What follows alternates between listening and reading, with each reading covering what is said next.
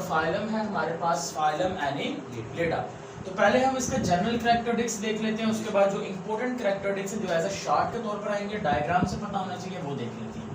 तो यहाँ पर देखिए हर फाइलम का एक इंपॉर्टेंट कैरेक्टरिस्टिक्स फीचर है जो बाकी फाइलम के अंदर हमें देखने को नहीं मिलता। इसी तरह से इस फाइलम का भी एक कैरेक्टरिस्टिक फीचर है, वो ये है कि जो आपके पास एनिलिडा है, लफ्ज एनिलिडा एक लैटिन लैंग्वेज से निकला है जिसका मतलब होता है सेगमेंटेशन। जिसका मतलब क्या है? सेगमेंटेशन होती है, यानी कि इसकी जो बॉडी होगी आपके पास, वो बॉडी सेगमेंट्स के अंदर क्या होती है, इस तरह से। अगर आपके पास ये है एक एनिलिडा है, एनिलिड है आपके पास, तो इसकी जो बॉडी होगी, बॉडी के अंदर क्या देखने को मिलेंगे आपको? सेगमेंट्स देखने को मिलेंगे। और ये जो सेगमेंट्स होंगे ये बॉडी के बाहर भी देखने को मिलेंगे और बॉडी के अंदर भी मौजूद होंगे। बॉडी के अंदर जो सेगमेंट्स होंगे वो सेप्टा यानी कि एक पड़ता होगा, इनकी जो बॉडी की कैविटी होगी ना, कैविटी के अंदर एक सेप्टा होगा, सही है। तो बाहर भी देखने को मिलेंगे और इसके बॉडी के अंदर भी देखने को मिलेंगे। और अगर इस तरह की सेगमेंटेशन हमें देखने को मिले, हम उस तरह के सेगमेंटेशन को क्या देते हैं? Metameric segmentation. तो पहला शॉर्ट क्वेश्चन यहाँ पर आ गया, व्हाट इज मेटामेरिक सेगमेंटेशन। तो आप क्या कहोगे जी? मेटामेरिक सेगमेंटेशन हमें देखने को मिलती है किस फाइल के अंदर? एनिलिडा के अंदर देखने को मिलेगी। और मेटामेरिक सेगमेंटेशन के दौरान क्या होता है कि जो ऑर्गेनिज्म होता है वो डिवाइड हो जाता है सेगमेंट्स के अंदर, उसकी बॉडी डिवाइड होगी इंटरनली एंड एक्सटर्नली, बोथ उस तरह के सेगमेंटेशन को कहेंगे मेटामेरिक सेगमेंटेशन। अब देखें जरा, ये ग्रेड किस ग्रेड से बिलोंग कर रहा है? Grade bilateral. इसका मतलब इसके अंदर सिमेट्री कौन सी होगी? Bilateral symmetry. जनरल से बात आ गई, ये आ गई इसके अंदर बायलेटरल सिमेट्री। ठीक हो गया जी, बायलेटरल सिमेट्री आ गई। अब बायलेटरल सिमेट्री के बाद बताएं मुझे कौन से सिलोमेट्स हैं? ए सिलोमेट, सूडो सिलोमेट या सिलोमेट्स? सिलोमेट्स। तो ये क्या होंगे आपके पास? बायलेटरल सिमेट्री होगी। और बायलेटरल सिमेट्री के साथ साथ ये होंगे हमारे पास ट्रिप्लोब्लास्टिक, यानी कि कितनी जर्मिनल लेयर्स होंगी? 3 जर्मिनल लेयर्स आपको देखने को मिलेगी, एक्टोडर्म, एंडोडर्म एंड मेसोडर्म देखने को मिलेगी। और हम ये भी कहेंगे यहाँ पर कि ये क्या होंगे? सिलोमेट्स होंगे, सिलोमेट्स आगे। अब सिलोमेट्स का मतलब इनके अंदर ट्रू सिलोम मौजूद होगी। कौन सी सिलोम है? True coelom. ट्रू सिलोम कौन सी सिलोम होती है? ट्रू सिलोम एक ऐसी सिलोम होगी जो अराइज होती है मेसोडर्म से। जो कहाँ से अराइज होगी? मेसोडर्म से अराइज होगी। अब देखें जरा इनके अंदर मेसोडर्म से सिलोम कैसे बनेगी। इनकी जो मेसोडर्म होती है ना, मेसोडर्म ऐसे एक मेसोडर्म लेयर है, 2 लेयर्स में स्प्लिट हो जाती है। अब वो 2 लेयर्स कौन से देखें, इनमें से एक लेयर ये ब्लू वाली बाहर वाली साइड पर मैंने अटैच की है, एक जो ब्लू वाली है वो रेड वाली के साथ अटैच है, सही है। यानी कि ये दरमियान में जो रेड शेप में मैंने बनाया है, ये उसका डाइजेस्टिव सिस्टम बनाया है, तो यानी कि एलिमेंट्री कैनाल बनी है उसकी। तो जो आपके पास मेसोडर्म है, mesoderm splits and it forms 2 layers, 2 layers बनाएंगी। एक लेयर जो कि उसकी स्किन यानी कि आउटर के साथ अटैच हो जाएगी, हम उसे नाम दे देंगे, इसको क्या नाम देंगे? Parietal layer. क्या नाम देंगे? Parietal layer. और ये वाले जो आपके एलिमेंट्री कैनाल के साथ होगी, हम इसको नाम दे देंगे विसरल लेयर। क्या नाम देंगे? विसरल लेयर का नाम दे देंगे। अब पैरिटल लेयर और विसरल लेयर के दरमियान में देखें जरा, पैरिटल लेयर और विसरल लेयर के दरमियान में जो खाली जगह है आपको दिखाई दे रही है, इसे क्या नाम देंगे? This one is known as coelom. और ये सिलोम कहाँ से अराइज हुई है? मेसोडर्म के स्प्लिट होने से। किससे? मेसोडर्म के स्प्लिट होने से अराइज हुई है। इसी वजह से हमने इस एनिमल को क्या नाम दिया है? सिलोमेट का नाम दे दिया। अब नेक्स्ट हम देखते हैं इसके अंदर इंपॉर्टेंट फीचर्स, वो है आपके पास डाइजेस्टिव सिस्टम। डाइजेस्टिव सिस्टम से पहले देख लें भी, ये जो एनिमल्स होते हैं ना, ये एनिमल्स हमें फ्रेश वाटर में भी देखने को मिलेंगे। यानी कि अगर हम बात कर लेते हैं जो इसके हैबिटेट की, अगर हम बात करते हैं इनके हैबिटेट की बात करते हैं, तो हैबिटेट इनका क्या होगा? हैबिटेट इनका बच्चे हमारे पास फ्रेश वाटर भी हो जाएगा, हैबिटेट इनका मैरीन वाटर भी होता है, और ये कुछ ऐसे होंगे जो पैरासाइट्स भी होते हैं। मैरीन वाटर और साथ में क्या होंगे? कुछ ऐसे होंगे जो पैरासाइट्स होंगे। पैरासाइट्स में जैसे कि आपके पास जो लीचीज होती हैं, उन्हें हम पैरासाइट्स होती हैं। लीचीज को नाम देते हैं हीरोडा। क्या नाम दिया जाता है? हीरोडा। और जो फ्रेश वाटर होते हैं इसको हम कहते हैं नेरिस। क्या कहेंगे? नैरिस होती है। Is it clear? तो हैबिटेट इनका ये होगा। अब बात करते हैं इसके अंदर डाइजेस्टिव सिस्टम की। अगर हम इनके अंदर डाइजेस्टिव सिस्टम की बात करें तो इनके अंदर एलिमेंट्री कैनाल की तरह का डाइजेस्टिव सिस्टम होगा, यानी कि ट्यूब लाइक डाइजेस्टिव सिस्टम होगा और वो बिल्कुल डेवलप्ड होगा। बिल्कुल क्या होगा? डेवलप होगा। एलिमेंट्री कैनाल होगी इसके अंदर। अब इसके पोर्शंस देख लें। पहला बाहर वाला पोर्शन हम इसे नाम दे देंगे माउथ का। क्या नाम देंगे? माउथ का। देखें आपको याद है ना इसकी बॉडी के अंदर सेगमेंट्स थे। अब सपोज दैट ये उसका आ गया एंटीरियर रीजन, यानी कि आगे वाला हिस्सा, और ये उसका आ गया पीछे वाला पोस्टीरियर रीजन, पीछे वाला बैक साइड आ गई। अब यहाँ से एक शॉर्ट क्वेश्चन बन सकता है, व्हाट इज प्रोस्टोमियम? प्रोस्टोमियम क्या है? ऑर्गेनिज्म की बॉडी का जो पहला सेगमेंट होता है, एनिलिड की बॉडी का जो पहला सेगमेंट है जो कि एंटीरियर रीजन पर है, जिसमें उसका माउथ आ जाएगा, उसका फेरेंक्स आ जाएगा, उसे हम कह देंगे प्रोस्टोमियम। यानी कि अगर मैं सेगमेंट बनाना स्टार्ट करूं तो यहाँ पर एक सेगमेंट हमें दिखाई देगा, उस सेगमेंट को क्या नाम दे देंगे? प्रोस्टोमियम का नाम दे देंगे। ठीक होगी बात? What is prostomium? The first body segment. यहाँ से जो पहला बॉडी का सेगमेंट होगा हम उसे क्या नाम देंगे? उसको आप नाम देंगे प्रोस्टोमियम। प्रोस्टोमियम का नाम दे देंगे। अब माउथ के बाद जो सेकंड रीजन आ जाएगा वो हमारे पास होगा जी फेरेंक्स का। फेरेंक्स के बाद आ जाएगा ओसोफेगस आ जाएगी। और ये जो चीजें हैं ये आप लोग जो आपका न्यूट्रिशन वाला चैप्टर है ना, वहां पर एज अ लॉन्ग क्वेश्चन के तौर पर भी देखेंगे। फेरेंक्स के बाद यहाँ पर आपको दिखाई देगी क्रॉप, उसके बाद आएगा गिजर्ड। देखिए क्रॉप आप पहली बार देख रहे हैं। क्रॉप क्या होता है? क्रॉप के अंदर खुराक कुछ वक्त के लिए स्टोर की जाती है। गिजर्ड के अंदर टीथ होते हैं, काइटोनेशियस टीथ, जो खुराक को ग्राइंड करते हैं, पीसते हैं। उसके बाद यहाँ पर आ जाएंगे इंटेस्टाइन आ जाएगी, और उसके बाद आ जाएगी एक्सटर्नल ओपनिंग आ जाएगी। तो कुछ इस तरह का आपके पास डाइजेस्टिव सिस्टम देखने को मिलेगा। किसके अंदर देखने को मिलेगा? फाइलम एनिलिडा के अंदर डाइजेस्टिव स्टमक का काम करेगा जी। स्टमक का काम क्रॉप और गिजर्ड का होगा। सही है? स्टोर भी करेंगे, एंजाइम की सेक्रेशन भी ऐड होनी है, और उसको पीसना भी है, मैस्टिकेशन का काम भी वहीं पे किया जाएगा। यहाँ तक समझ में आ गई बात? अब सेकंड जो इंपॉर्टेंट फीचर है वो है आपके पास जी एक्सक्रीटरी सिस्टम। लेकिन जैसे जैसे हम आगे की तरफ मूव कर रहे हैं तो इनके अंदर सिस्टम डेवलप हो रहे हैं। अब कौन सा आ गया? Excretory system. इनके अंदर एक्सक्रीटरी सिस्टम बड़ा ही अजीब किस्म का है। देखें इनकी पूरी बॉडी मैंने क्या कहा था? सेगमेंटेड है। तो हर सेगमेंट के अंदर एक अपना एक्सक्रीटरी सिस्टम होता है, उसका पेयर मौजूद होगा, और वो जो एक्सक्रीटरी सिस्टम का पेयर होता है, this one is known as nephridia. क्या नाम देंगे उसको? नेफ्रिडिया का नाम दे देंगे। इनके एक्सक्रीटरी सिस्टम का नाम क्या है? नेफ्रिडिया है। हर सेगमेंट के अंदर 2 नेफ्रिडिया मौजूद होंगे। सपोज दैट मैं यहाँ पर एक सेगमेंट बना लेता हूँ। फर्ज करो ये सेगमेंट आ गया आपके पास जी अर्थवर्म का या फिर एनिलिड का आ गया। बाहर की जानिब सेगमेंट दिखाई दे रहे, सेम टू सेम सेगमेंट इसकी बॉडी के अंदर भी होंगे, लेकिन एक लेयर की वजह से कहेंगे सेप्टा। क्या कहेंगे? सेप्टा। अब ये सेगमेंट, ये सेगमेंट, ये सेगमेंट, इनके सेगमेंट के अंदर इस तरह से टब्यूलर सिस्टम हमें देखने को मिलेगा। इधर वाली साइड पर ब्लैडर होगा,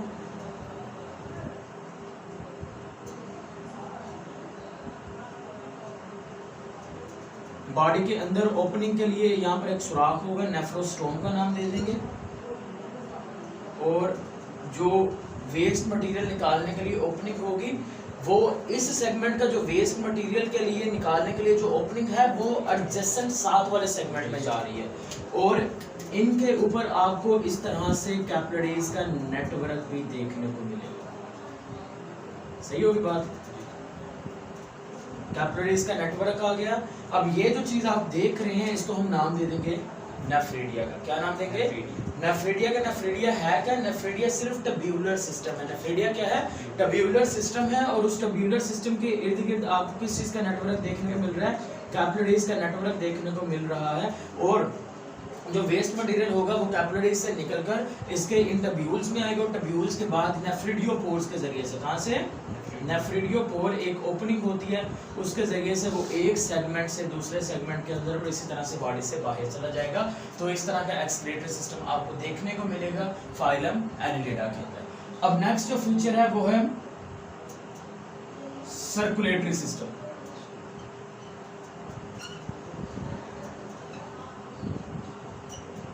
जितने भी आप लोग इनवर्टिब्रेट्स पढ़ के आए हो, यानी कि जिनके अंदर बैकबोन नहीं होती, उन सब में से ये पहले वो इनवर्टिब्रेट्स हैं जिनके अंदर क्लोज्ड सर्कुलेटरी सिस्टम पाया जाएगा। एमसीक्यूज है, किस इनवर्टिब्रेट के अंदर सबसे पहले क्लोज्ड सर्कुलेटरी सिस्टम डेवलप हुआ था? इसके अंदर एनिलिड्स के अंदर क्लोज्ड सर्कुलेटरी सिस्टम का मतलब क्या है?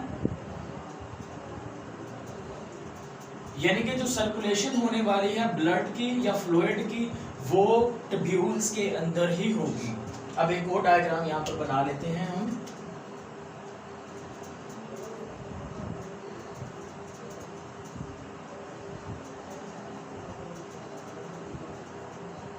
लेकिन इस डायग्राम के अंदर सिर्फ मैं बनाऊंगा उसका सर्कुलेटरी सिस्टम और कुछ नहीं बनाने वाला। अब ये देखें, ये उसका आ गया सर्कुलेटरी सिस्टम।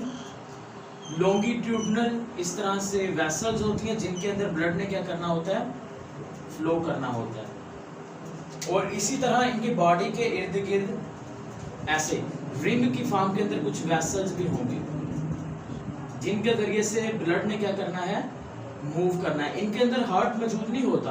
अब हार्ट मौजूद नहीं होता तो ब्लड को पंप कौन करता है ना? सोचने के बाद हार्ट मौजूद नहीं है, लेकिन इनकी जो दरमियान में जो लेटरल वेसल्स होती हैं ना, ये बड़ी होती हैं। ये वेसल्स जो होंगी ये बड़ी होती हैं, और ये जो वेसल्स होती हैं ये वेसल्स काम करती हैं हार्ट का। क्या करती हैं? हार्ट का काम करती हैं। ये वेसल्स कंटिन्यूसली डायलेट भी होती हैं, कॉन्ट्रैक्ट होती हैं, डायलेट होती हैं, कॉन्ट्रैक्ट होती हैं, जिससे ब्लड यहाँ से पूरे उसकी जो बॉडी होती है उसके अंदर क्या करता रहता है? मूव करता रहता है। इस तरह का आपको सर्कुलेटरी, देखो क्लोज्ड सर्कुलेटरी सिस्टम है, ये आपको देखने को मिलेगा फाइलम एनिलिडा के अंदर।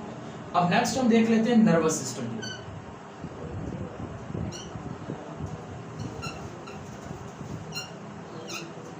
अब इनके अंदर अगर हम नर्वस सिस्टम की बात करते हैं तो नर्वस सिस्टम में इंटरेस्टिंग सा मौजूद है।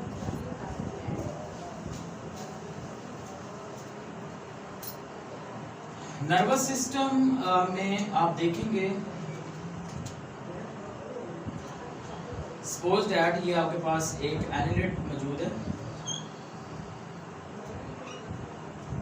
एनिलिड के अंदर ये उसका एंटीरियर पोर्शन पे यहाँ पर सिंपल ब्रेन होगा। क्या होगा? सिंपल ब्रेन होगा। और जो नर्व्स होंगी वो लॉन्गिट्यूडनली उनकी पूरी बॉडी के अंदर मौजूद होंगी। लेकिन एक चीज याद रखनी है, वो डॉर्सली नहीं होगी बल्कि वो होगी वेंट्रली। क्या होगी? वेंट्रली होगी। देखो डॉर्सल का मतलब उतली साइड पर, ऊपरी साइड पर नहीं है, वो उसकी बॉडी के निचली साइड पर होगी। और सामने की जानिब क्या होगा? एक सिंपल ब्रेन होगा। और सिंपल ब्रेन के साथ आपने याद रखना है कि जो वेसल जा रही है, जो नर्व जा रही है, वेसल्स का मतलब यहाँ पर क्या है? नर्व। क्योंकि नर्वस सिस्टम देख रहे हैं तो जो नर्व जा रही है वो नर्व कहाँ पर होगी? वो वेंट्रली तौर पर जाएगी, यानी कि बॉडी के नीचे वाले पोर्शन से जाएगी और वो लॉन्गिट्यूडनली जाएगी, लेकिन उसकी बॉडी की लेंथ के साथ चलती जाएगी लॉन्गिट्यूडनली। ये आ गया आपके पास उसका नर्वस सिस्टम आ गया। अब नेक्स्ट हम देख लेते हैं जी इसके अंदर रेस्पिरेटरी सिस्टम। इनके अंदर रेस्पिरेटरी सिस्टम नहीं होता, तो इनके अंदर रेस्पिरेशन कैसे होती है? गैसों का तबादला कैसे होता है? अच्छा, अब इनके अंदर गैसों का तबादले होता है कैपिलरीज के जरिए से। इनकी जो ऊपर वाली लेयर होती है ना, इस ऊपर वाली लेयर्स के इर्द गिर्द, ये सपोज दैट ये ऊपर वाली लेयर है, इस ऊपर वाली लेयर के इर्द गिर्द ना इस तरह से कैपिलरीज का नेटवर्क होता है। अब आपको पता है कैपिलरीज बहुत बारीक होती हैं, उनके अंदर पोर्स भी मौजूद होते हैं। तो जितना भी गैसेस का वेस्ट एक्सचेंज होना है वो सारे का सारा कहाँ से हो जाएगा? उसकी कैपिलरीज के जरिए से होगा। कहाँ से होगा? कैपिलरीज के जरिए से हो जाएगा। अब लास्ट आ गया आपके पास ये लोकोमोशन, यानी कि वो मूवमेंट कैसे शो करते हैं। इससे भी शॉर्ट क्वेश्चन बनेगा, सही है। इनके अंदर जो लोकोमोशन होती है, लोकोमोशन के लिए मसल्स मौजूद होती हैं। 2 डिफरेंट टाइप्स के मसल्स इनके अंदर देखने को मिलेंगे। एक होंगे उसको हम नाम दे देंगे सर्कुलर मसल्स का, और दूसरे होंगे जिसको नाम दे देंगे longitudinal muscle. Circular muscles and longitudinal muscles होंगे। अब सर्कुलर मसल्स कौन से थे? सपोज दैट ये आपके पास एनिलिड है, ये इस तरह के जो मसल्स होंगे जो उसकी पूरे रेडियस के इर्द गिर्द होते हैं उसे कहेंगे आपके सर्कुलर मसल्स, और जो मसल्स इस तरह से मौजूद होंगे उसे कहेंगे लॉन्गिट्यूडिनल मसल। अब ये ऑर्गेनिज्म मूव कैसे करता है देखिए जरा।